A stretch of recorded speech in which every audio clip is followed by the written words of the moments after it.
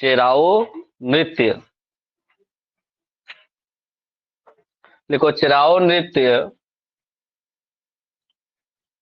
मिजोरम का है,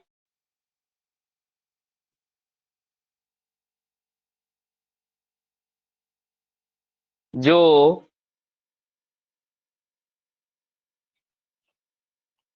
फसल काटने के बाद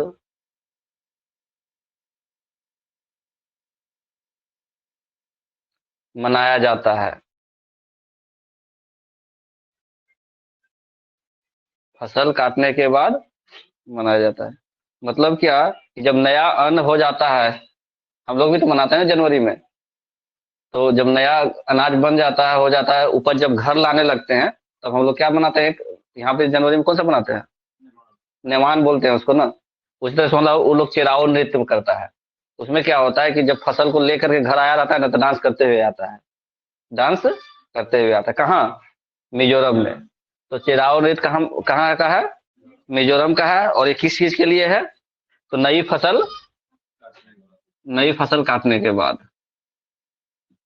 नई फसल काटने के बाद घर आने के क्रम में लोग नाच करते हुए आता है। तो चिराओ नृत्य एक दो बार पूछा है सीटेट में ना, कि चिराओ नृत्य का संबंध किस स्टेट से है, चिराओ नृत्य का संबंध किस स्टेट से है। नेक्स्ट, और इसमें क्या हो सकता है, कि नृत्य जो होता है इसमें होता क्या है, इसको लिख लो नोट करके। ये पूछा नहीं है लेकिन नोट करके लिख लेते हैं कि चेराओ नृत्य में जमीन पर चेराओ नृत्य में जमीन पर बांस की डंडी लेकर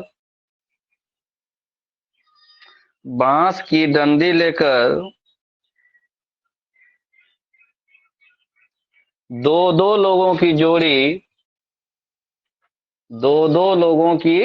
जोड़ी आमने सामने बैठती है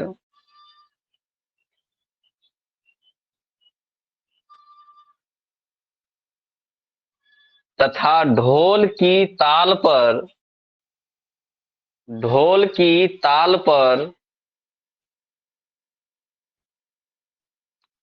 डंडियों को जमीन पर पीटते हैं,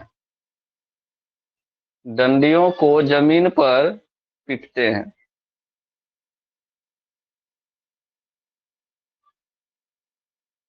ढोल की ताल पर जमीन पर डंडियों को पीटते हैं, ऐसे ऐसे ऐसे। ठीक है।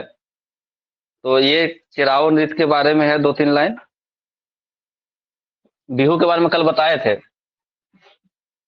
बिहू नृत्य के बारे में कल बताए थे, फिर भी लिख लो। बिहू नृत्य, बिहू नृत्य।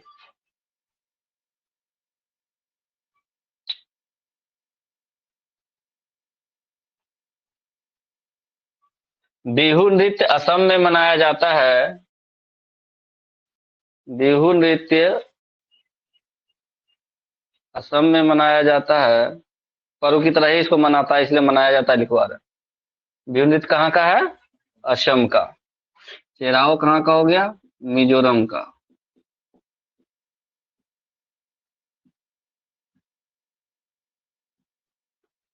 बिहू नृत्य भी बिहू नृत्य भी नए फसल आने के खुशी में मनाया जाता है।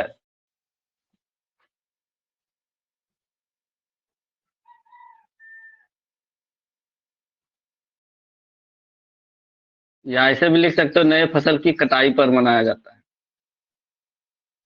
बिहू नृत्य असम में है। कहाँ का है इसका संबंध? असम का। और ये भी फसल से ही संबंधित है। जब नया फसल की कटाई होती है तो क्या करते हैं? बिहू नृत्य मनाते हैं। कहाँ? असम में।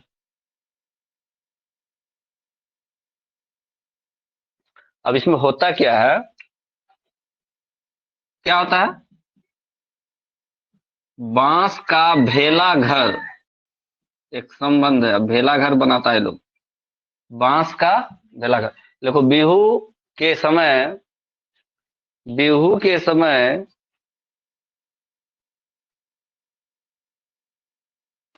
असम के लोग असम के लोग बांस का भेला घर बनाते हैं। बांस का भेला घर बनाते हैं। तो बांस का भेला घर कहाँ बनता है? असम में। तीसरा है पोंगल नृत्य। पोंगल कहाँ मनाया जाता है? अच्छा, इसमें कल लिखाए थे कौन सा महीना में ये? जनवरी। कौन जनवरी? 14th 15th जनवरी। और हिंदी में कौन सा महीना लिखवाए थे? माघ। दोनों शब्द यहाँ लिख लो, जोड़ लो कि बिहू पर्व 14-15 जनवरी को मनाया जाता है, माघ महीने में मनाया जाता है।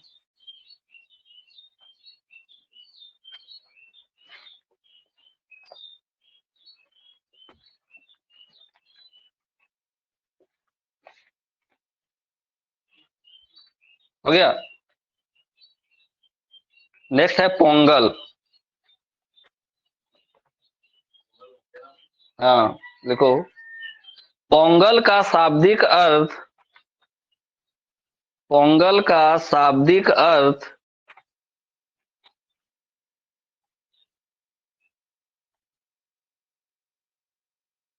ओवर सिपलिंग है। ओवर सिपलिंग।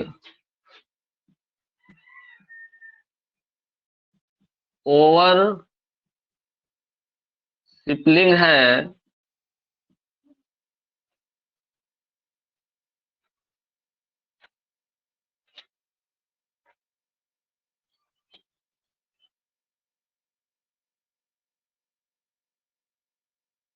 ठीक है।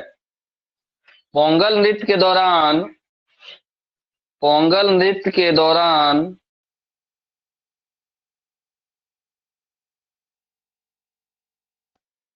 कोलम का चित्रण कोलम का चित्रण, कौमा, झूला और खाना पकाना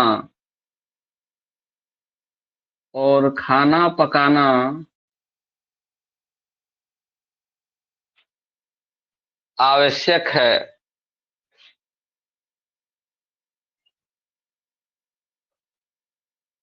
हो गया। देखो, दक्षिण भारत के पोंगल दक्षिण भारत के फसल कटाई त्योहारों में से पोंगल दक्षिण भारत के फसल कटाई त्योहारों में से एक प्रमुख त्योहार है,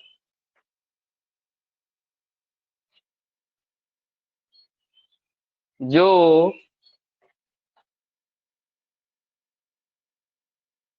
मुख्य रूप से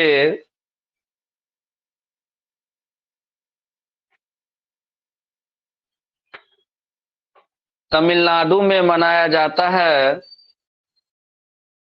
जो मुख्य रूप से तमिलनाडु में मनाया जाता है।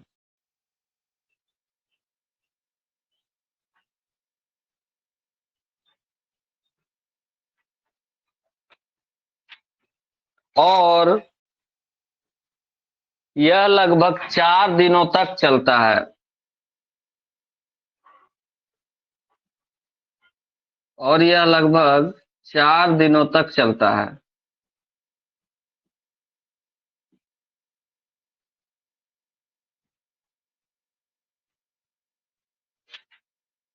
हो गया। किसी का छूटा क्या?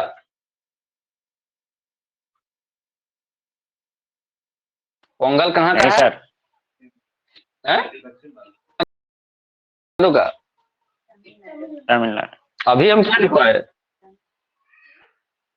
अभी हम लिखा है तमिलनाडु ना सब।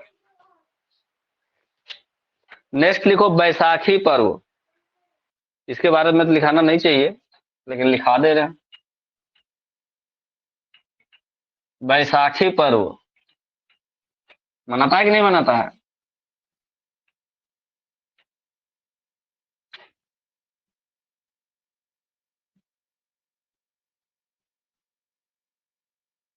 बैसाखी पर्व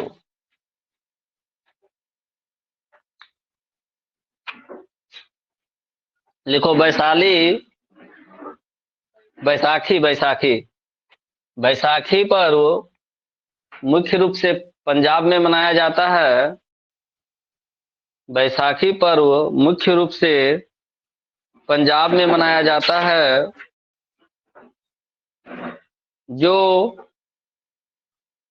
फसल कटाई का पर्व है, जो फसल कटाई का पर्व है,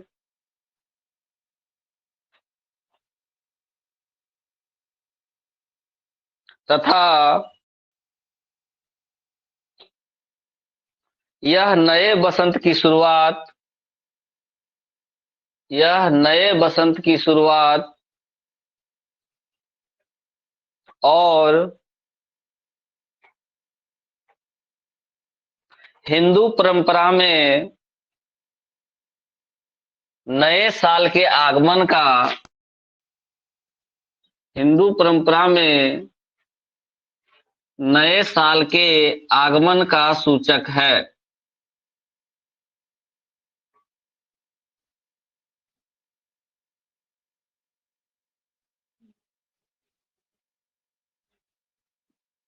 मुख्य रूप से पंजाब में, हालांकि हर जगह मनाया जाता है, लेकिन बैसाखी बहुत अच्छे तरीके से कहाँ, मुख्य रूप से पंजाब में मनाया जाता है। ठीक है ना।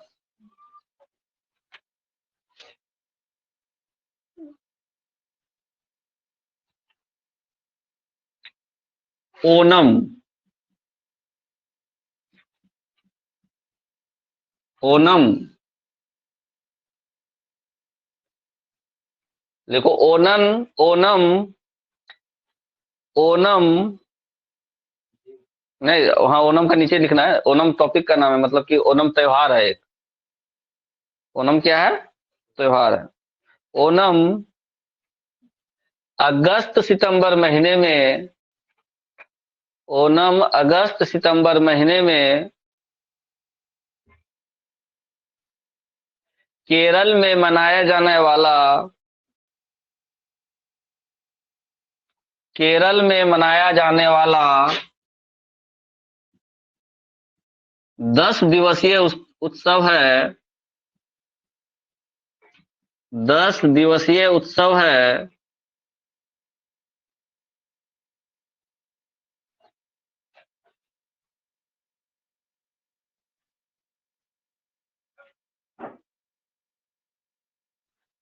ओनम भी, ओनम भी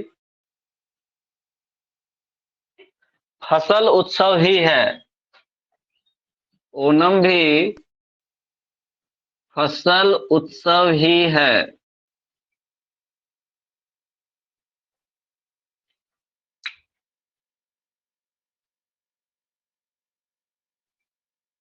इस उत्सव के दौरान, इस उत्सव के दौरान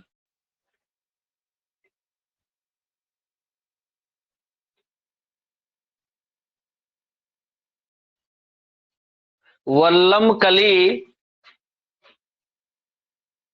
वल्लमकली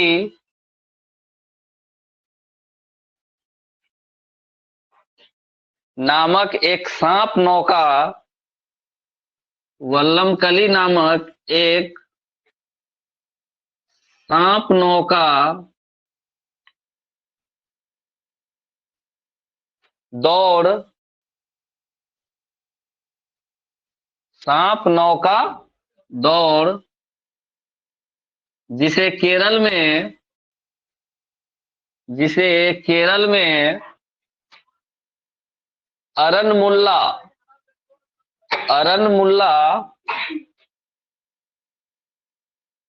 Aranmula, Aranmula boat race, Aranmula boat race भी कहा जाता है।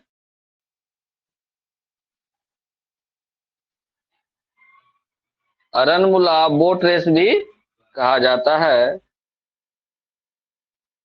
कितने दिनों का उत्सव है? 10 दिनों का। कहाँ? केरल में। कैसा है नाव का आकार? सर्पिला आकार का है, सांप तरह का वो नाव रहता है और बोट रेस होता है इसमें, ठीक है ना। सांप की तरह का नाव होता है और उसमें सभी लोग भाग लेते हैं दौड़ में, उस दौड़ में, ठीक है। नेक्स्ट लिखो, ओणम के, ओणम के आखिरी दिन अर्थात 10वें दिन, अर्थात 10वें दिन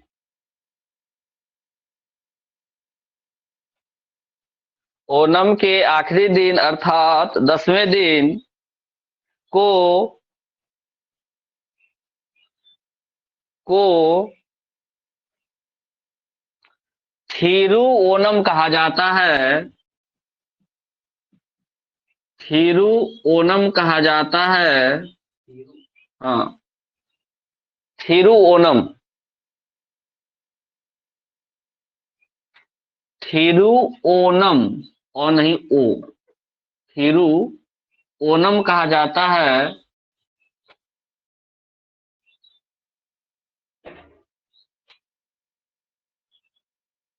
जो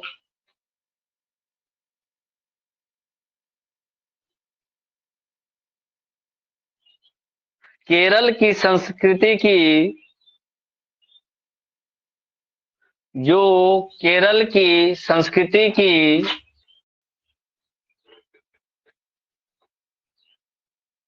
सबसे महत्वपूर्ण,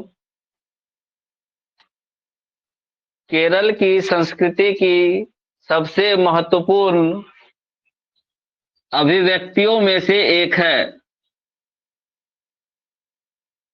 सबसे महत्वपूर्ण अभिव्यक्तियों में से एक है।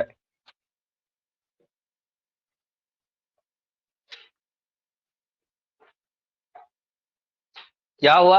अंतिम दिन है, सबको विदाई लेना है, तो हम लोग क्या कहते हैं? Bye bye tata. ये लोग क्या बोलेगा? थिरु ओणम, मतलब फिर से मनाएंगे, इसका कुछ अर्थ होता होगा। थिरु ओणम, जब ये प्रोग्राम खत्म होना रहता है लास्ट दिन, तो लोग क्या बोलता है? थिरु ओणम। हम लोग कैसे बोलते हैं? नमस्कार, प्रणाम, तो लोग थिरु ओणम बोलता होगा, ठीक है ना। इसका कुछ अर्थ होता होगा केरल की भाषा में।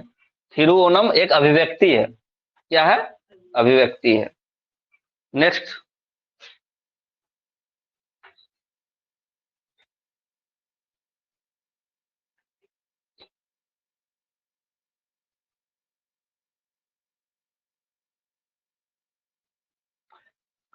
अब हम लोग एक लिखते हैं, राज्य,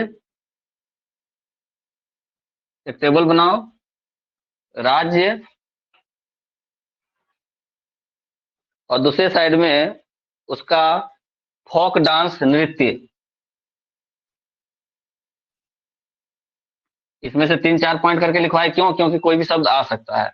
अब सीधे स्टेट लिखेंगे और उसका नृत्य के बारे में लिखेंगे। एक यक्षगान करके नृत्य है, ये कहाँ होता है? यक्षगान कहाँ का है? कर्नाटक का। यक्षगान कहाँ का है? कर्नाटक का। दूसरा, राजस्थान का, राजस्थान का कौन सा है? राजस्थान का गबरा, क्या बोलते हैं उसको? गबरा नहीं होता, गरबा होता है। गरबा डांस, गरबा डांस होता है, डांडिया टाइप का जो खेलता है, गरबा। गुजरात का,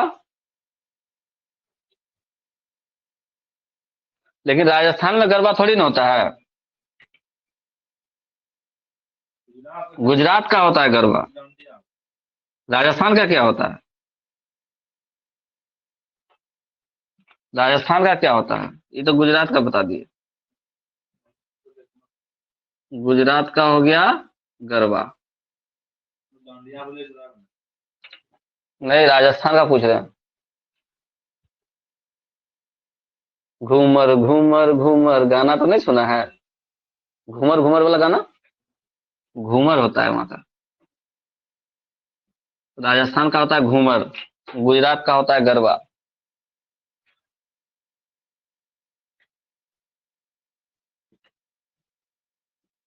डांडिया, गरबा, डांडिया, और एक होता है रास।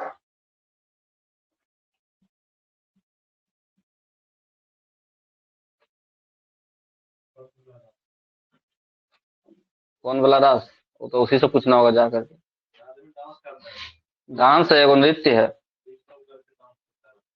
केरल में, केरल में क्या होता है लिखवाया केरल में अभी?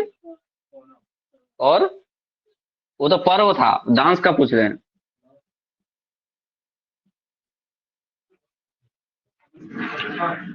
कथकली,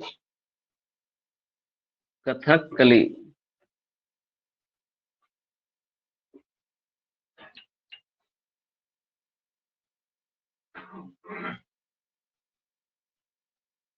पंजाब में, पंजाब का फेमस है। कोई शादी नहीं होता है बिना पंजाब का वो डांस का। कौन सा? भांगड़ा। भांगड़ा। और इसको कुछ बोलते हैं गिद्धा, गिद्धा नृत्य। भांगड़ा, गिद्धा।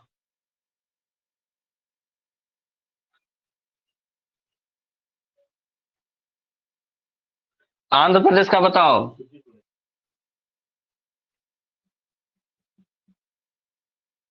आंध्र प्रदेश,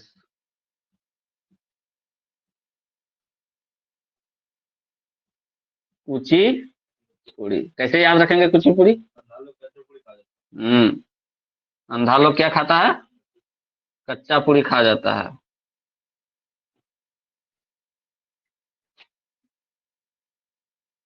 अंधा क्या खाएगा? कच्चा पूरी। सातवां, उड़ीसा।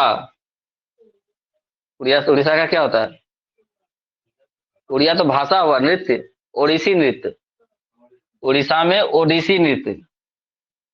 ओडिशा, इसका नृत्य का नाम है ओडिसी। और भाषा का नाम ओडिया। अब रिया नहीं बोलना है, दिया बोलना है। तमिलनाडु का, तमिलनाडु,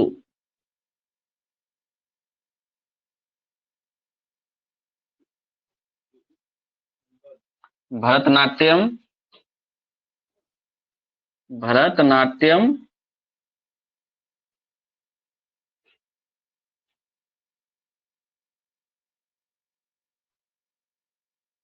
ठीक है।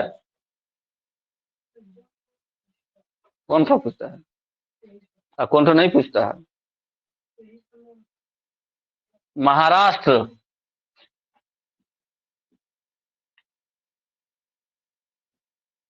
महाराष्ट्र। दो यहाँ का लिख लो, लावनी और तमाशा। लावनी, तमाशा। तमाशा कौन करता है? बिहारी पंजाबी और बिहारी महाराष्ट्री ऐसे करता है। सुने थे कि एग्जाम देने गया था यहाँ का रेलवे का आदमी था, तो महाराष्ट्र से मार के भगा दिया था। रेलवे स्टेशन से कर, चलो भागो भागो भागो यहाँ से। नहीं दिया, देने दिया था एग्जाम एक बार। एक बार हुआ था ना ऐसा घटना। हाँ, तो बिहार के लोगों से क्या दुश्मनी? कोई दुश्मनी नहीं होना चाहिए। एग्जाम देने के लिए वो लोग भी तो हम लोगों के यहाँ आता है, हम लोग भी तो वहाँ जा सकते हैं। भीड़ लगा देना वो एक अलग चीज हो गया। तो उसका आप कंट्रोल कीजिए, प्रशासन, प्रशासनिक जिम्मेदारी आपकी है, आप उसको कंट्रोल कीजिए। महाराष्ट्र में लावनी और तमाशा। तो तमाशा का ज्यादातर वहीं होता है। कहाँ? महाराष्ट्र में। नेक्स्ट, बांस नृत्य कहाँ का है? उस दिन लिखाए थे एक बार, बांस लेकर के जो नृत्य करता है, बांस नृत्य।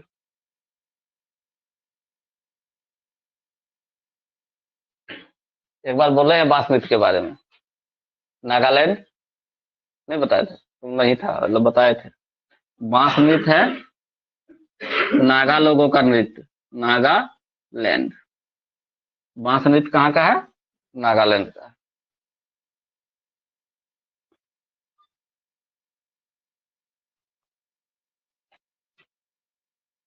उत्तर प्रदेश, कथक। दोनों में अंतर है। वो है कथकली, ये है सिर्फ कथक। कथक।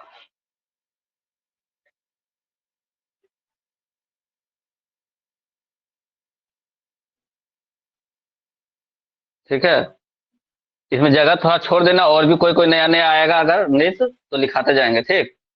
यहाँ पे जगह छोड़ देना।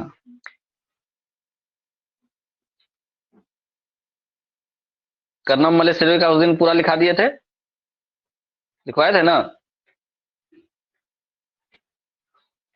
अभी लेटेस्ट में एक फेमस पर्सनालिटी का नाम पूछता है, जो कि कुछ अच्छा काम किया हो अपना गांव देहात में या शहर में, तो उसके बारे में पूछता है। एक नाम लिखो तो अनीता कुशवाहा, नाम सुना है? अनीता कुशवाहा, नाम नहीं सुना है ना? सुनता तो फिर तो बातें खत्म था। देना पानी वाला बोतल। अनीता कुशवाहा, इसके बारे में हो सकता है क्वेश्चन बन जाए नया सीटेट में। ठीक है, लिखो अनीता कुशवाहा मुजफ्फरपुर जिले के, अनीता कुशवाहा मुजफ्फरपुर जिले के बोचहा गांव, हम लोग जहाँ रहते हैं उसके बगल में ही है। अनीता कुशवाहा मुजफ्फरपुर जिले के बोचहा गांव की निवासी है। बोचहा,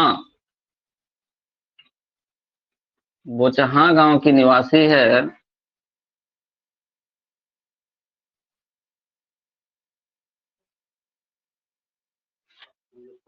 मुजफ्फरपुर जिले के बोचहा गांव की निवासी है तथा मधुमक्खी पालने का काम करती है। मधुमक्खी पालन, मधुमक्खी पालन को इंग्लिश में क्या बोलते हैं? ये भी आता है। Very good. मधुमक्खी पालने का काम करती है। तो मधुमक्खी पालन को क्या बोलते हैं? एपीकल्चर, याद कर लेना। एपीकल्चर। मधुमक्खी पालन को क्या कहा जाता है? एपीकल्चर।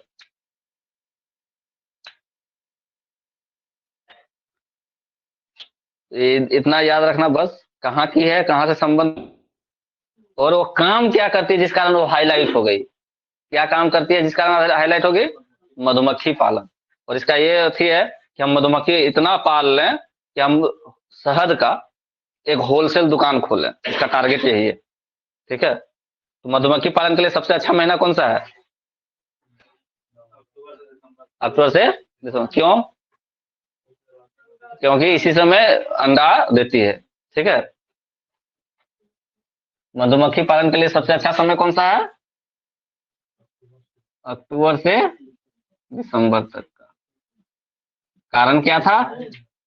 कि किसी समय में अंडा देती है ना।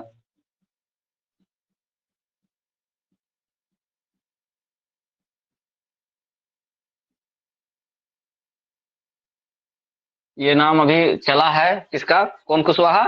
अनीता कुशवाहा। किस राज्य से संबंध रखती है? हमने क्या पूछा? किस राज्य से संबंध रखती है?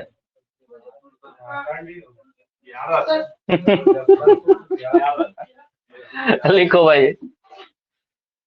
ये देखो, एक चीज नहीं लिखा है तो गलत हो गया। मुजफ्फरपुर, मुजफ्फरपुर बिहार राज्य में स्थित है। मुजफ्फरपुर बिहार राज्य में स्थित है, जिसे बिहार की जिसे बिहार की आर्थिक राजधानी भी कहा जाता है। में स्थित है, मुजफ्फरपुर बिहार राज्य में स्थित है, जिसे बिहार की आर्थिक राजधानी भी कहा जाता है। Economic capital of Bihar Muzaffarpur. ठीक है। आर्थिक राजधानी, राजधानी तो पटना है। बिहार की राजधानी कहाँ है? पटना है। आर्थिक राजधानी भी कहा जाता है। ठीक है। अपना झारखंड का आर्थिक राजधानी क्यों? दुमका, दुमका कौन सी बिजनेस करके दे रहा है जब दुमका हो गया आर्थिक राजधानी? अभी ऐसे घोषणा नहीं किया गया है कि झारखंड का कोई आर्थिक राजधानी भी हो, लेकिन जहां से ज्यादा इनकम होता है ना, वो उसी को आर्थिक राजधानी बोला जाता है, जहां से ये आता है ज्यादा। ठीक है। तो बिहार को सबसे ज्यादा वहीं से आता है। एक और नाम लिखो, सूर्यमणि। सूर्यमणि।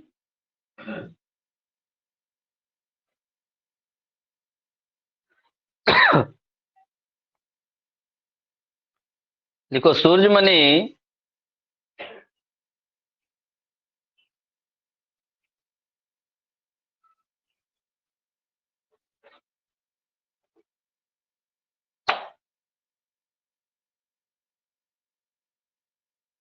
के गांव का नाम, सूर्यमणि के गांव का नाम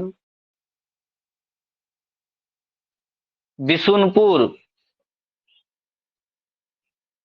सूर्यमणि के गांव का नाम बिशुनपुर है, जहां उसके जहां उसके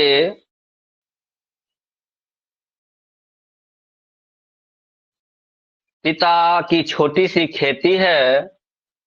जहां उसके पिता की छोटी सी खेती है, तथा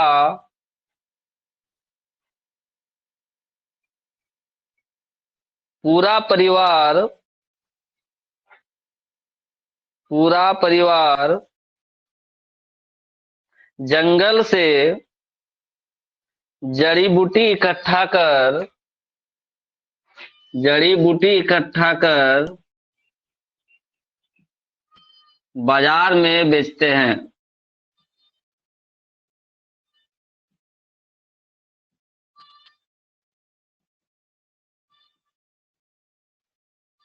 अब इससे क्या मतलब है भाई?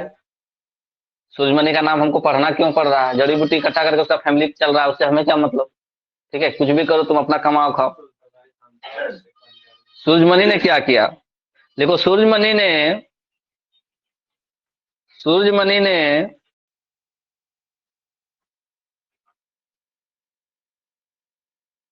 बीए की पढ़ाई की।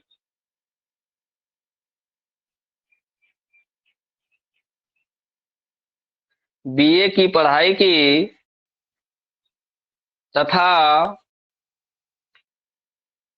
बासवी दीदी, नाम है,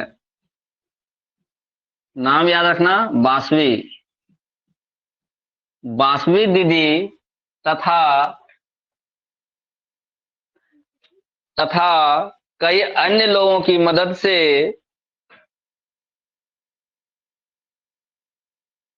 एक केंद्र खोला।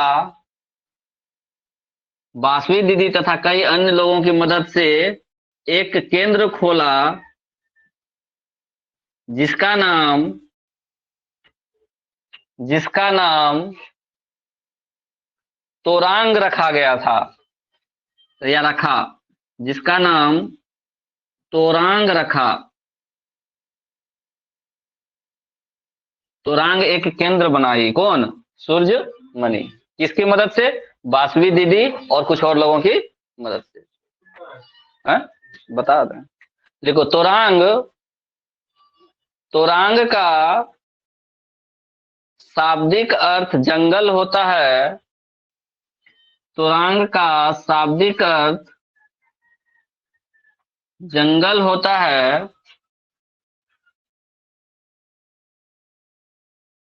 जो कुड़ुक भाषा में है, जो कुड़ुक भाषा में है।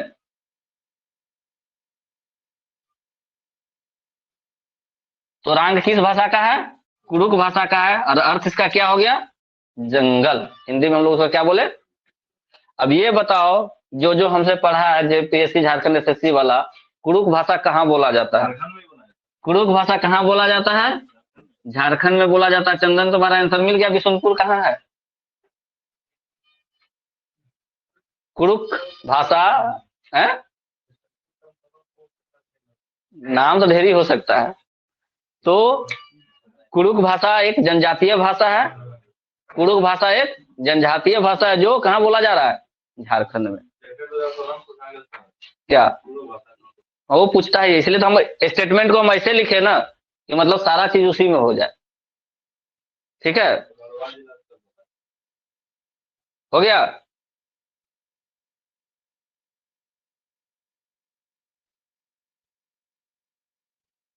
तो सुजमनी कहाँ किस राज्य से संबंध रखती है? हैं? हो गया ना आंसर?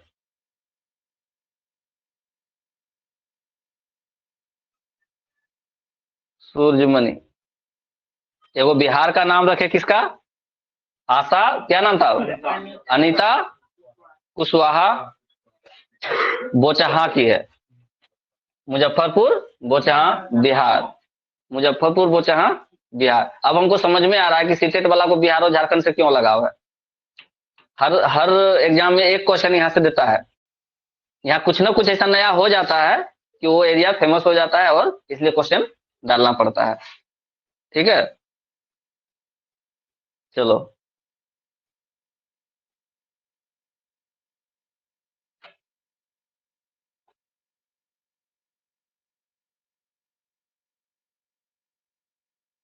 सूरजमणि।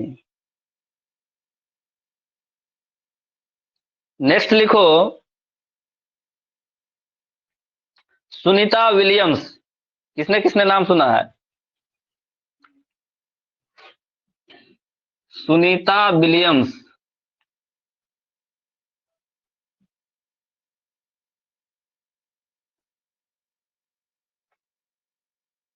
सुनीता विलियम्स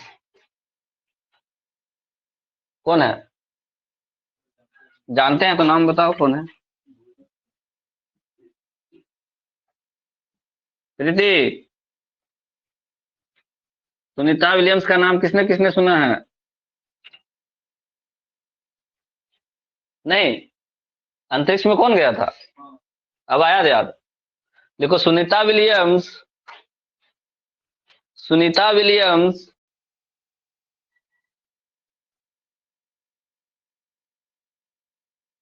भारतीय मूल की भारतीय मूल की अंतरिक्ष यात्री थी।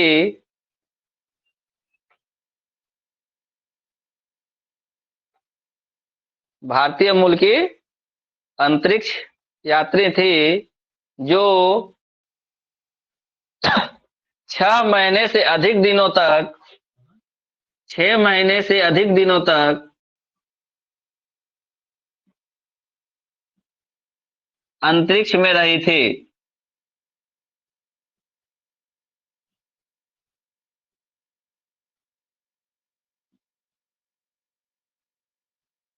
इनका जन्म सिर्फ भारत में हुआ था, लालन पालन अमेरिका में हुआ था, इसलिए भारतीय मूल की। ठीक है, देखो, बचपन से ही सुनीता विलियम्स को बचपन से ही खेल कूद में काफी रुचि थी। सुनीता विलियम्स को बचपन से ही खेल कूद में काफी रुचि थी। सुनीता विलियम्स को बचपन से ही खेल कूद में काफी रुचि थी और उसे तैराकी करना बहुत पसंद था। और उसे तैराकी करना बहुत पसंद था, परंतु क्या छूट गया? और उसे तैराकी करना बहुत पसंद था, क्या छूट गया इसमें? परंतु वह बाद में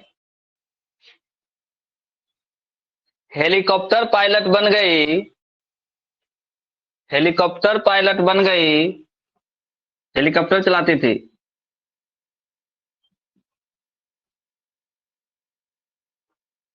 हेलीकॉप्टर पायलट बन गई और और नासा में ज्वाइनिंग करने के बाद NASA, ये अंतरिक्ष प्रोग्राम जितना भी होता है अमेरिका का, नासा के द्वारा ही किया जाता है। जैसे हम लोगों का इसरो है, उसी तरह से एक नासा क्या उसका संस्था है, कहाँ का? अमेरिका का। नासा कहाँ का संस्था है? अमेरिका का। तो उसमें जब ज्वाइन की तो यही नासा ने सुनीता विलियम्स को कहाँ भेजा था? अंतरिक्ष में। ठीक है, हो गया, लिखे स्टेटमेंट पूरा हुआ। क्या हुआ? नासा से जुड़ने के बाद सुनीता विलियम्स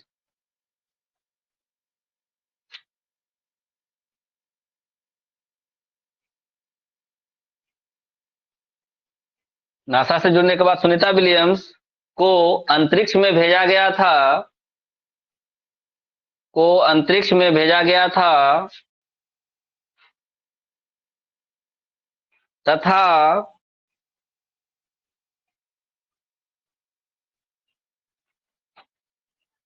उसे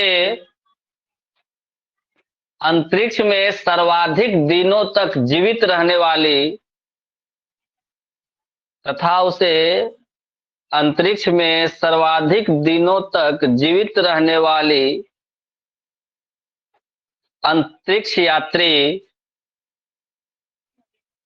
सर्वाधिक दिनों तक जीवित रहने वाली अंतरिक्ष यात्री बनने का सौभाग्य प्राप्त हुआ।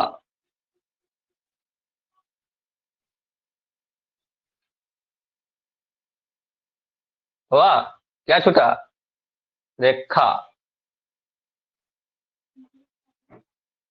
जीवित रहने का सौभाग्य प्राप्त हुआ। अगर क्वेश्चन कहलाए निम्न में से कौन सी महिला अंतरिक्ष यात्री सर्वाधिक दिनों तक अंतरिक्ष में जीवित रही? ऑप्शन अगर ऐसा आया कि सबसे अधिक दिनों तक अंतरिक्ष में जीवित रहने वाली महिला थी, ऑप्शन ए 4 को ऑप्शन दे देगा, क्या आंसर होगा? सुनीता विलियम्स। समझ में आया? महिलाएं तो बहुत सारी गई होंगी अंतरिक्ष में, नहीं गई होगी? गई होंगी ना, सुनीता विलियम्स के बाद भी गई होंगी, पहले भी गई होंगी, लेकिन सबसे अधिक दिनों तक अंतरिक्ष में जीवित रहने वाली अगर महिला थी तो कौन थी? सुनीता विलियम्स। 6 महीना से भी अधिक दिनों तक वो अंतरिक्ष में रही थी। पूरा।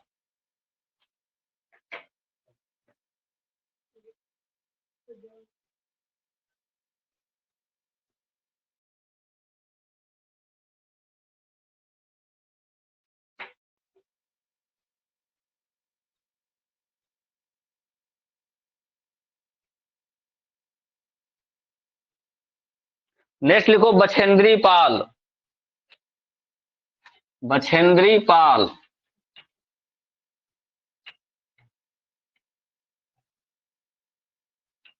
बछेंद्री पाल का नाम सुना होगा?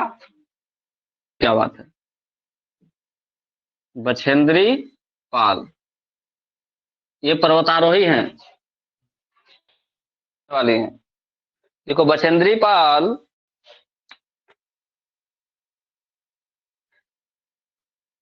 गढ़वाल के टिकरी गांव की रहने वाली हैं। गढ़वाल के टिकरी गांव की रहने वाली हैं और गढ़वाल कहाँ है? उत्तराखंड में। गढ़वाल कहाँ है? उत्तराखंड में। गढ़वाल की टिकरी गांव की रहने वाली हैं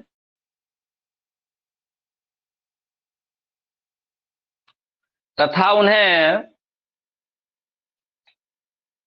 तथा उन्हें 1984 ईस्वी में माउंट एवरेस्ट पर चढ़ने के लिए चुना गया था। माउंट एवरेस्ट पर चढ़ने के लिए चुना गया था, उनको सेलेक्ट किया गया था कि आप जाएंगे वहां पे, ठीक है, पर चढ़ने के लिए चुना गया था।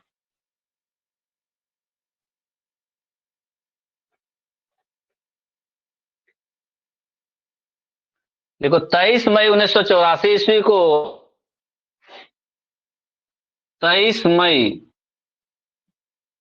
1984 ईस्वी को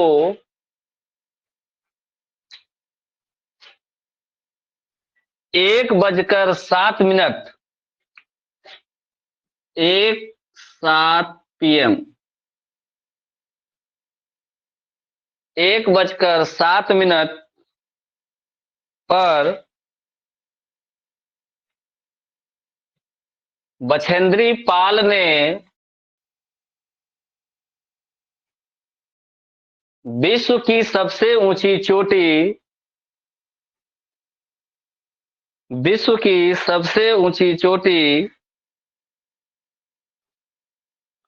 माउंट एवरेस्ट पर कदम रखा। विश्व की सबसे ऊंची चोटी माउंट एवरेस्ट पर कदम रखा तथा वह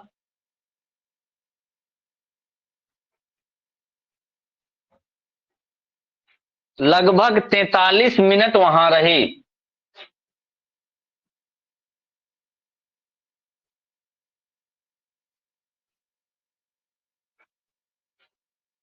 कितना मिनट? 43 मिनट। हो गया? लिखो माउंट एवरेस्ट की ऊंचाई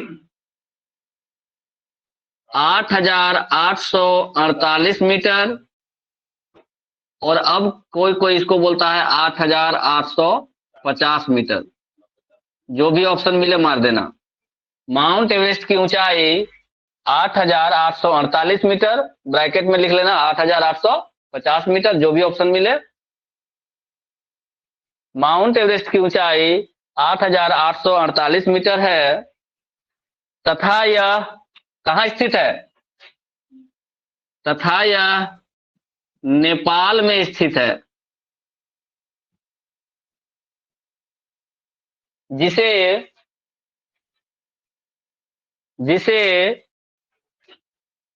वहां के लोग सागर माथा के नाम से जानते हैं। जिसे वहां के लोग सागर माथा के नाम से पुकारते हैं, ऐसे कर सकते हैं, सागर माथा के नाम से पुकारते हैं।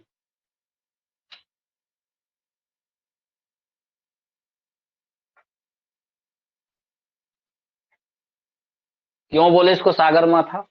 सागर का हेड यानी सबसे ऊंची। तो सागर देखो हम लोगों का जो पूरा स्थल मंडल है, इसमें स्थल कितना है? 1/3 पानी है, दो तिहाई, तो सागर ही ज्यादा है। क्या है? सागर ही ज्यादा है। और ये सागर का क्या है? माथा है।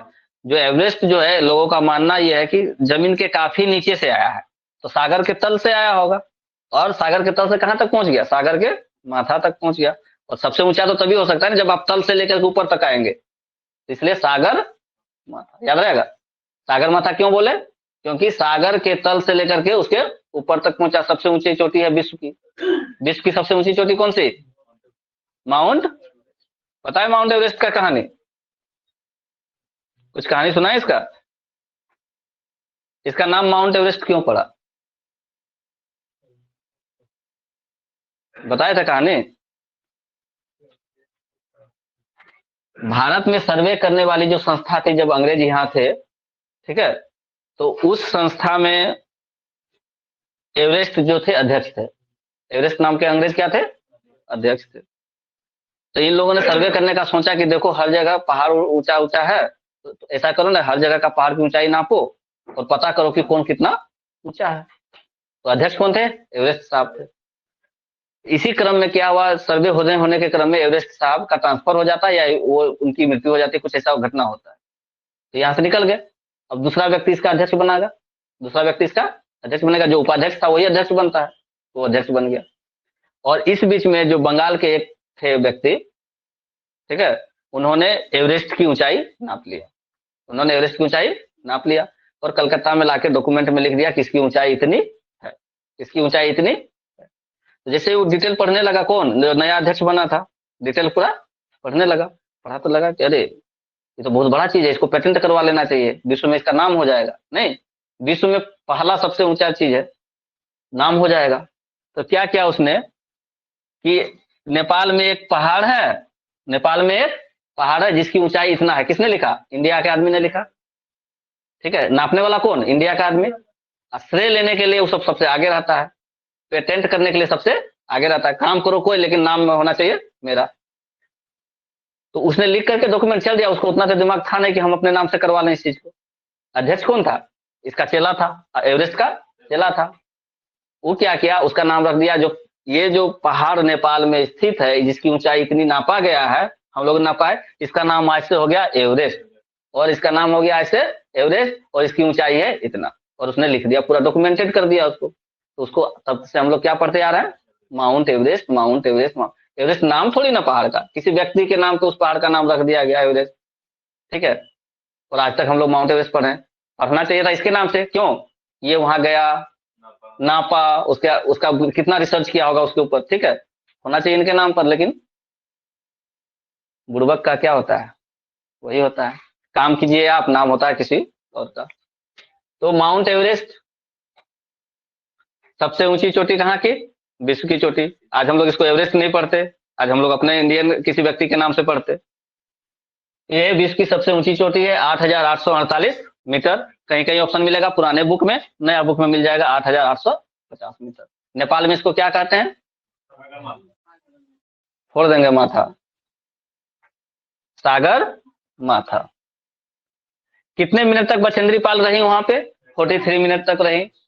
और सबसे पहले जो महिला थी बछेंद्री पाल वहां पे गई थी, ठीक है। तो बछेंद्री पाल एक पर्वतारोही हैं। बछेंद्री पाल का संबंध किससे है? पर्वतारोही, पर्वतारोही ऑप्शन मिल जाएगा, अगर नहीं बताएंगे तो यो गलती करके आ जाएगी। बछेंद्री पाल क्या है? पर्वतारोही है। कब गई थी ये? 23 मई 1984 को, हम लोगों के जन्म से पहले माउंट एवरेस्ट का पर फतह कर चुकी हैं। ठीक है, वो फीट में होगा, हो गया। अब एक क्वेश्चन ये आ सकता है कि क्या बछेंद्री पाल से पहले भी कोई महिला वहां पर्वत पे गई थी, माउंट एवरेस्ट पे? तो हाँ, लिखो नोट, बछेंद्री पाल एवरेस्ट पर जाने वाली, बछेंद्री पाल एवरेस्ट पर जाने वाली विश्व की 5वीं महिला थी। एवरेस्ट पर जाने वाली विश्व की 5वीं महिला थी।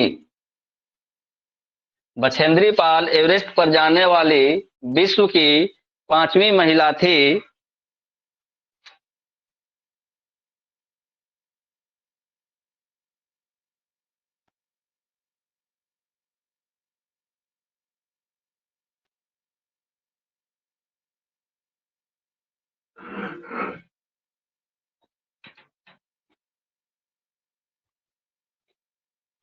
तथा तथा भारत की पहली महिला थी, तथा भारत की एवरेस्ट पर चढ़ने वाली पहली महिला थी।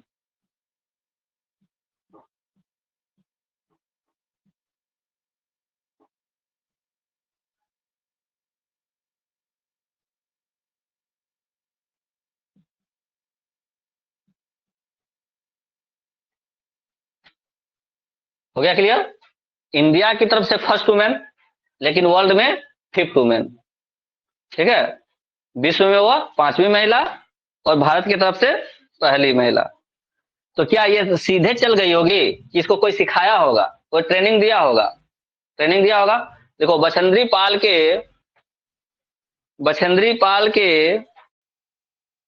गुरु बछेंद्री पाल के गुरु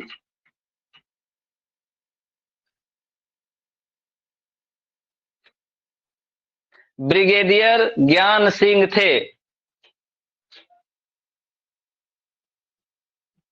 गुरु कौन थे?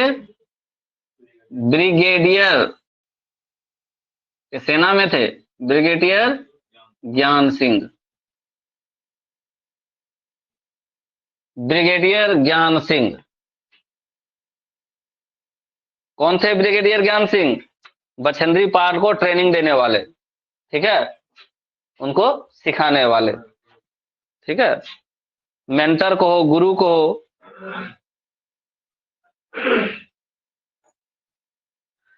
कर्नम मल्लेश्वरी कहाँ की थी?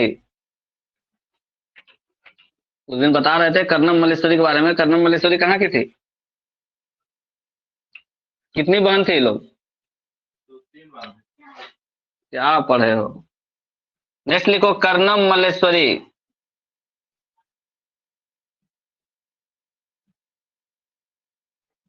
यहां से 2 बार तो क्वेश्चन हम सीटेट में देख चुके हैं कर्नम मल्लेश्वरी का।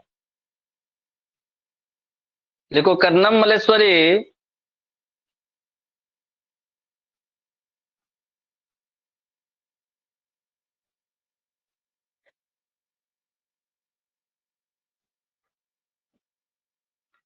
जम्मू कश्मीर की राजौरी जिले की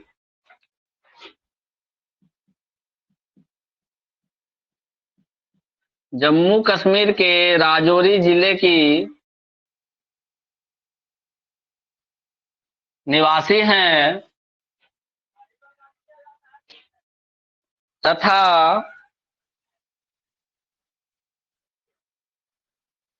इनके गांव का नाम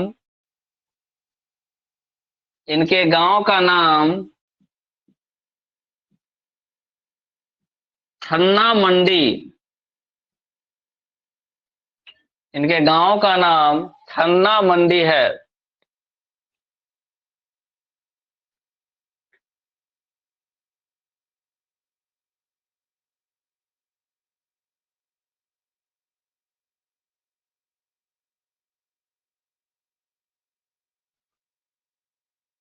कौन सा गांव?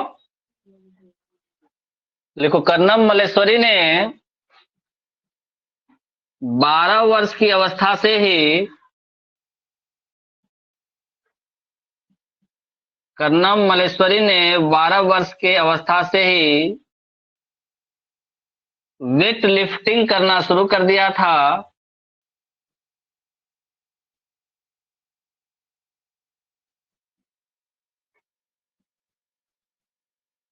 वेट लिफ्टिंग को हिंदी में बोलते हैं भारोत्तोलन। वेट लिफ्टिंग करना शुरू कर दिया था तथा अब तक वे भारत से बाहर 129 से अधिक पदक जीत चुकी हैं।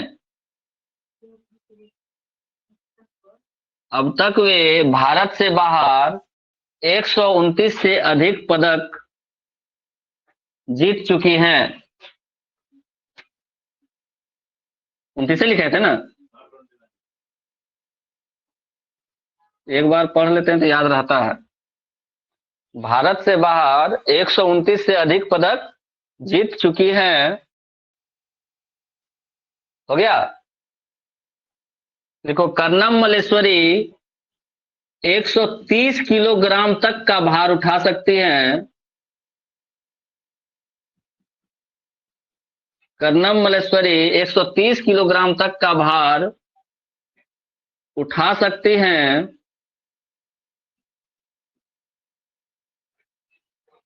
राजौरी पूंछ एक ही जगह है जम्मू कश्मीर में, है ना। बार बार हम लोग जब न्यूज सुनते हैं तो राजौरी में आज पाकिस्तानी हथियों ने इतना लोगों को मार दिया, नहीं तो राजौरी और पूंछ तो जम्मू कश्मीर का एरिया है, तो यहाँ पे तो गलत नहीं होना चाहिए, ठीक है ना। हो गया, कर्नम मल्लेश्वरी का हो गया। 130 केजी तक का भार उठा सकती हैं। देखो, कर्नम मल्लेश्वरी के पिता एक पुलिस कांस्टेबल हैं। कर्नम मल्लेश्वरी के पिता एक पुलिस कांस्टेबल हैं तथा इनकी चारों बहनें भी वेट लिफ्टर ही हैं।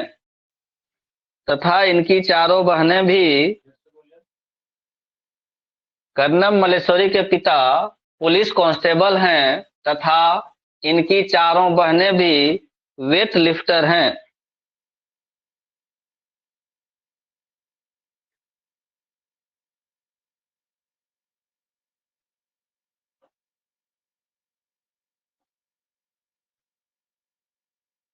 चारों बहनें भी वेट लिफ्टर हैं, सेम काम।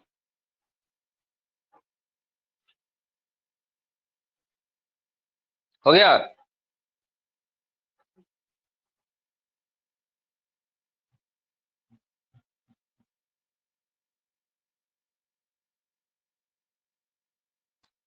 अच्छा, जहां चेराओ नृत्य लिखवाए थे ना, वहां पे कहीं एक जगह लिख लो, उसमें जो जितना भी बर्तन का यूज किया जाता है चेराओ नृत्य में, वो बांस का बना हुआ बर्तन होता है।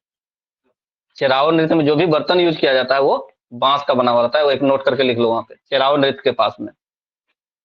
चेराओ नृत्य जहां लिखा है वहां पे लिख लो कि बांस बर्तन या बांस कैंप होते हैं।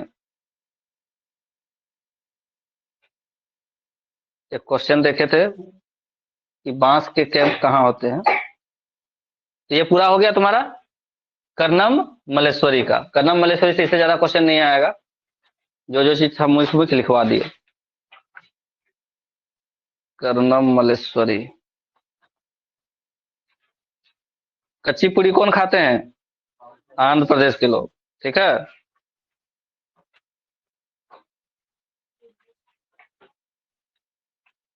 जितना मुख्य मुख्य सब टॉपिक है हम करवा दे रहे हैं। कम समय है, तुम लोगों को अपने से पढ़ना होगा। भरोसे में ज्यादा नहीं रहना है। ठीक। 110 से 115 क्वेश्चन सही होना चाहिए तो पास करोगे, नहीं तो नहीं करोगे। कितना आया था पिछला बार का कट ऑफ? कितना था? नहीं नहीं, नंबर तो आता है लेकिन कितना में अथी होता है, कितना नंबर आ जाना चाहिए सबका कम से कम? हाँ, वही तो बोल रहे हैं। तो कितना मिनिमम कितना नंबर आना चाहिए पता है? मिनिमम 90 थोड़ी होता है, 90 से बढ़ता नहीं है आगे। वो नहीं बोल रहे हैं हम लोग, मिनिमम कितना आना चाहिए कि सही परसेंटेज बने, सही चीज हो। लोग 110 115 का टारगेट करता है तब 90 जाके सही होता है, वो बोल रहे हैं। तो टारगेट कितना रखना होगा? 30 पंचे 150। पूरा क्वेश्चन हुआ कितना? 150, 150। तो कम से कम 40-40 क्वेश्चन तो सही होना चाहिए। 40 या 120, उसमें 10-15 गलती होगा तो क्या हो गया? लेकिन पढ़ना तो होगा सब क्वेश्चन।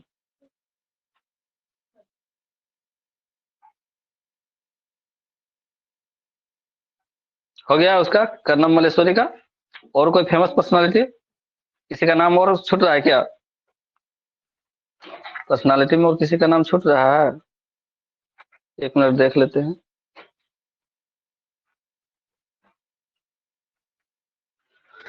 कर्नम हो गया। दांडी यात्रा वाला तो लिखा ही दिए थे, गांधी जी का। दांडी यात्रा हम लिखा है, तुम नहीं आया होगा। दांडी यात्रा करवाए हैं, वो पूरा अच्छा से करवाए हैं। एक नाम लिखो, रोनाल्डो रोस। रोनाल्डो रोस। रोनाल्डो रोस।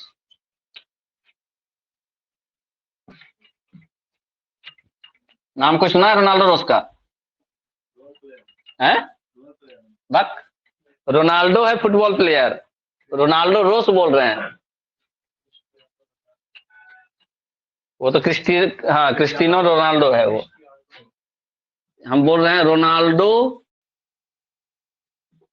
रोस। बहुत इंपॉर्टेंट नाम है, लिखो रोनाल्डो रोस। भारतीय मूल के रोनाल्डो रोस भारतीय मूल के वैज्ञानिक हैं। रोनाल्डो रोस भारतीय मूल के वैज्ञानिक हैं जिन्होंने जिन्होंने अपने अनुसंधान के बाद बताया था जिन्होंने अपने अनुसंधान के बाद बताया था कि मलेरिया मलेरिया मच्छर से फैलता है।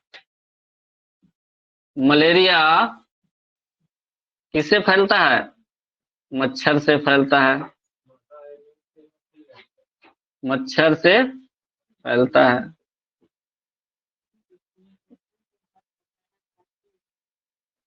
कि मलेरिया मच्छर से फैलता है। अब बताओ जी, मच्छर कैसे फैलाता है मलेरिया को? रोनाल्डो रोस भारतीय मूल के वैज्ञानिक थे जिन्होंने यह बताया था कि मलेरिया मच्छर से फैलता है। भारत का था ये, जन्म यहाँ हुआ था, रिसर्च ये बाहर में कर रहे होंगे। इतना तो बता दिए मच्छर के बारे में। किसके काटने से होता है मलेरिया? मादा एनाफिलिज के काटने से। अगर मलेरिया हुआ तो कैसे बुखार आता है? कपकपी के साथ बुखार। और एक क्वेश्चन बना हुआ है, कपकपी के साथ बुखार। अगर कपकपी के साथ बुखार हुआ और मलेरिया निकला तो क्या किए? कौन सा दवा खाए? कौन सा? सिनकोना का छाल। सिनकोना का छाल। दवा का नाम क्या था? सिनारेस्ट। सिनकोआ से बनने वाला, सिनकोआ की, देखो उल्टा उल्टा जल्दी से उल्टा लिखवाए हैं। सिनकोआ की छाल से बनने वाला, क्या नाम था उसका? सिनकोआ की छाल से बनने वाला दवा का नाम बताओ। लिखवाए हैं मलेरिया वाला, देखो ना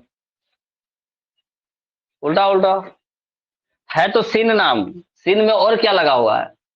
सिनकोआ से तो सिन आ गया ना।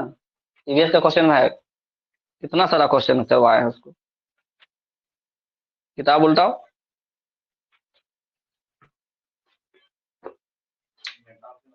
नहीं,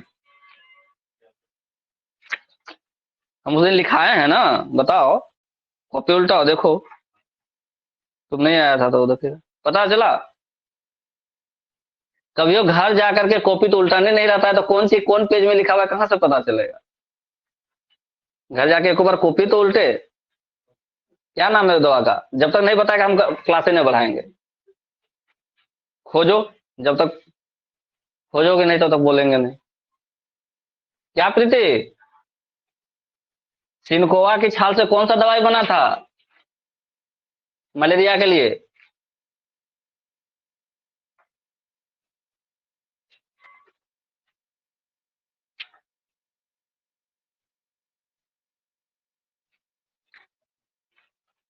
बताओ, कॉपी उल्टो बताओ। जब तक एक्सरसाइज नहीं करोगे तो तब पता नहीं चलेगा कि भाई पढ़ना भी रहता है।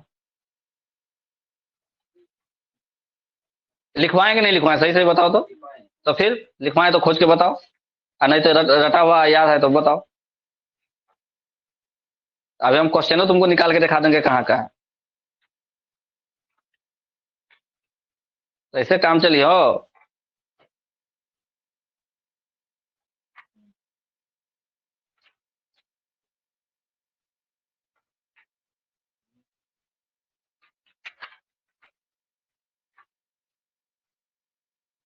नहीं मिला? सिनकोना पेड़ है। सिनकोना क्या है? पेड़ है। तो सिनकोना तो लिखिए दिए। सिनकोना पेड़ की छाल। सिनकोना एक सदाबहार पादप है, ठीक है। और इसका नाम वो क्या था? कौन सा वनस्पति?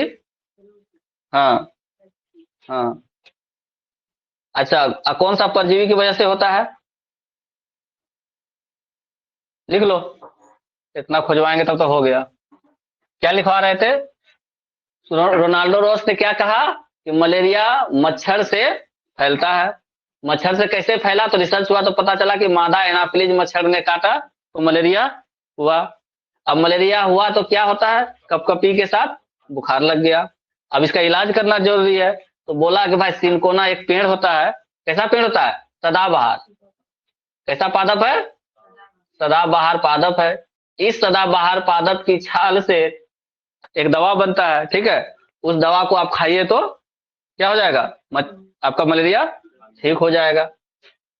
अब इस सिनकोना जो पेड़ है, इसका और क्या गुण है? इसका और क्या गुण है, और क्या लिखवाए थे? लिखो। सिनकोना का पेड़ सदाबहार होता है। सिनकोना का पेड़ सदाबहार होता है।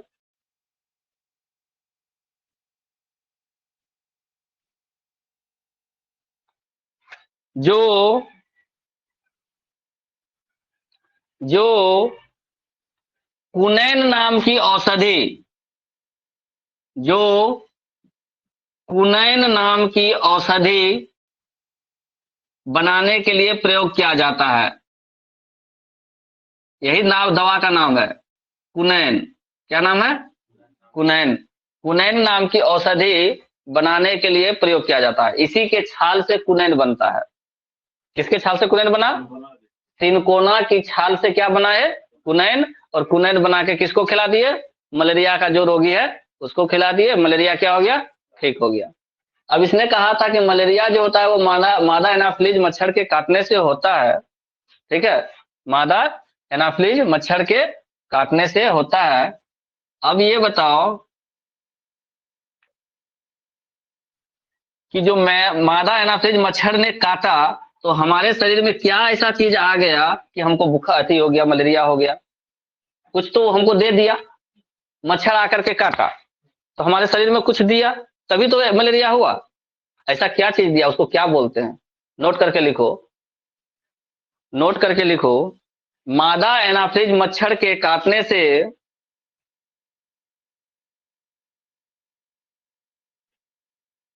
मादा एनाफ्लीज मच्छर के काटने से प्लाज्मोडियम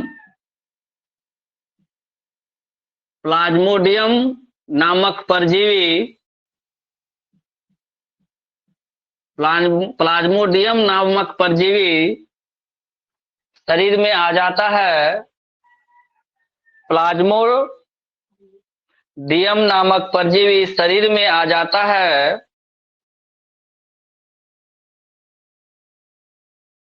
तो मलेरिया का वाहक है। जो मलेरिया का वाहक है। वाहक मतलब ढोने वाला। प्लाज्मोडियम नामक परजीवी शरीर में आ जाता है जो मलेरिया का वाहक है। तो अगर क्वेश्चन आए कि क्या वाहक है, मलेरिया रोग होने का वाहक कौन सा है, कौन किस वजह से वो एक शरीर से दूसरे शरीर में आता है, तो कौन सा परजीवी हो गया? प्लाज्मोडियम। आधा डॉक्टर बन गया। प्लाज्मोडियम। तो अगर क्वेश्चन आए कि मलेरिया का अचूक दवा कौन सा है? कुनैन। मलेरिया का अचूक दवा कौन सा है? कुनैन। किससे बना? सिनकोना के छाल से। मलेरिया कैसे हुआ? मच्छर के काटने से। यह बात किसने बताया? रोनाल्डो रोस ने बताया। रोनाल्डो रोस कैसे, कहाँ का व्यक्ति था? तो भारतीय मूल का व्यक्ति था रोनाल्डो रोस। वो तो सिर्फ इतना बता के चला गया क्या, यह मच्छर से फैलता है। फिर रिसर्च हुआ बाद में तो पता चला कि मादा एनाफ्लीज मच्छर ने काटा। मादा एनाफ्लीज मच्छर ने काटा तो क्या दे दिया शरीर में? प्लाज्मोडियम परजीवी दे दिया। इससे क्या हो गया? कपकपी लग करके बुखार हो गया। पहुंच गए कहाँ? डॉक्टर के पास। बोले भाई कुनैन दवा खा लो। तो तुम्हारा मन होगा कैसे, ये बताओ कि कुनैन बनता कैसे है? तो किसके छाल से बना? सिनकोना के छाल से बना। मलेरिया का काम खत्म। ठीक है। अब इससे क्वेश्चन छूटेगा तो मेरा दोष नहीं है, बाद में आके मेरे को मत बोलना। ठीक।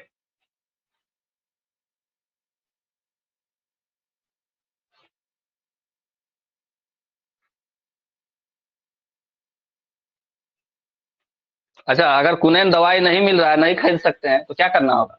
छाल ला करके पानी में उबालो और पी लो। सिनकोना का छाल लेके आओ, पानी में उबालो और पानी दो, पी लो। है? बिल्कुल मिलता है, काहे नहीं मिलता है। नेक्स्ट लिखो। कितना समय हुआ? 7:30 हुआ ना, बहुत होते हैं।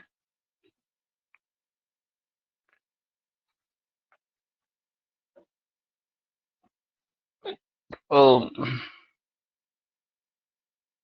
अच्छा, एक क्वेश्चन कल लिखवाए थे। ठंडा रेगिस्तान भारत का कौन है? रेगिस्तान, ठंडा रेगिस्तान भारत का कौन सा है? लद्दाख। क्यों कहते हैं उसको? हम्म।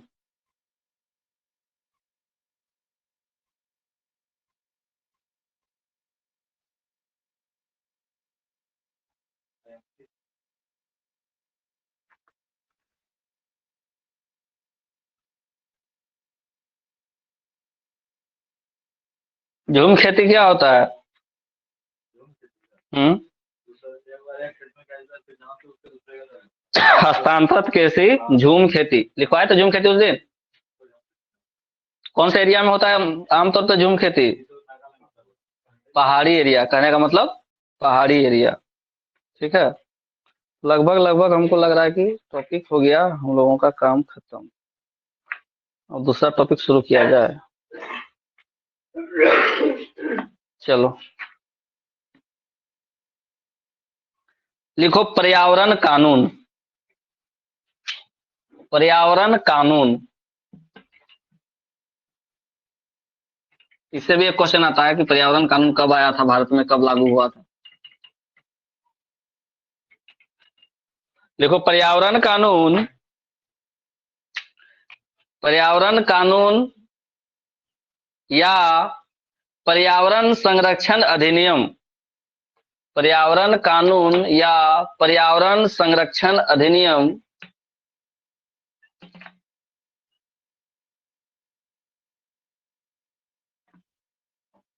19 नवंबर 1986 ईस्वी को, 19 नवंबर 1986 ईस्वी को